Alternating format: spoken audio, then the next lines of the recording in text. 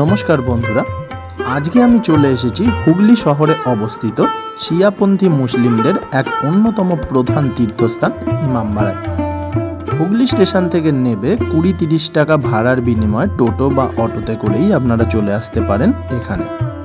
প্রতিদিন সকাল 8টা থেকে বিকেল 5টা 30 পর্যন্ত ইমামবাড়া খোলা থাকে।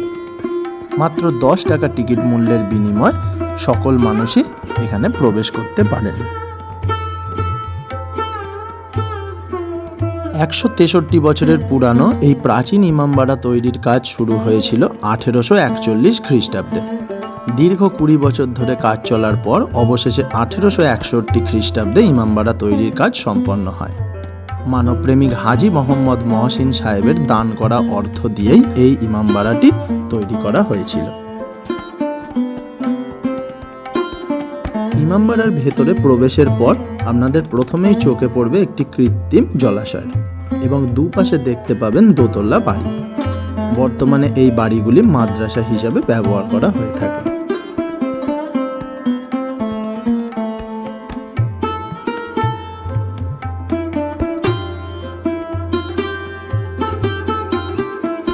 ইমামবাড়ার ভেতরে রয়েছে এক বৃহৎ আয়তনের উপাসনালয়। এই উপাসনালয়ের দেয়াল জুড়ে খোদাই করে লেখা আছে পবিত্র কোরআন শরীফের আয়াত। উপাসনালয়ের ভেতরে একটি প্রার্থনা কক্ষও রয়েছে। জাতি, ধর্ম, বর্ণ নির্বিশেষে সকল মানুষই এই প্রার্থনা কক্ষে প্রার্থনা করতে পারেন।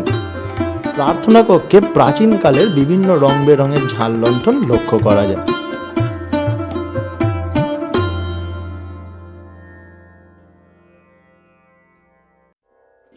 উপাসনালয়ের পাশ দিয়ে ইমামবাড়ার পিছনের দিকে হেঁটে গেলে আপনাদের চোখে পড়বে সেই প্রাচীন সূর্য ঘড়ি।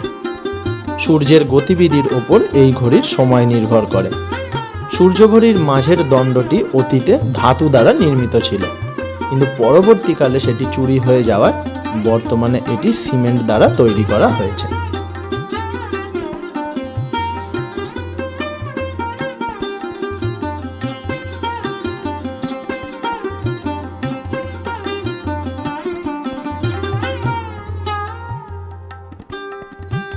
ইমামবাড়ার আরেকটি প্রধান আকর্ষণ হলো ওয়াচ টাওয়ার।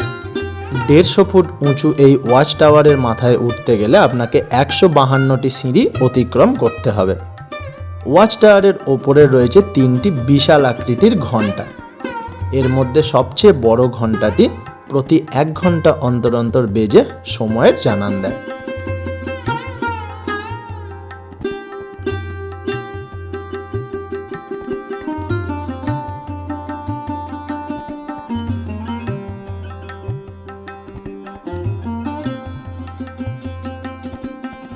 ইমামবাড়ার সর্বোচ্চ উচ্চতায় উঠলে আপনারা সেখান থেকে সমগ্র হুগলি শহরটিকে দেখতে পাবেন। ইমামবাড়া কিন্তু কোনো মসজিদ নয়। জাতি, ধর্ম, বর্ণ নির্বিশেষে সকল মানুষেরই এখানে আগমন হয়। তাই আপনারাও একদিন ছুটির সময় দেখে চলে আসবেন এই ইমামবাড়ায়। আশা করি আপনাদের খুব ভালো লাগবে।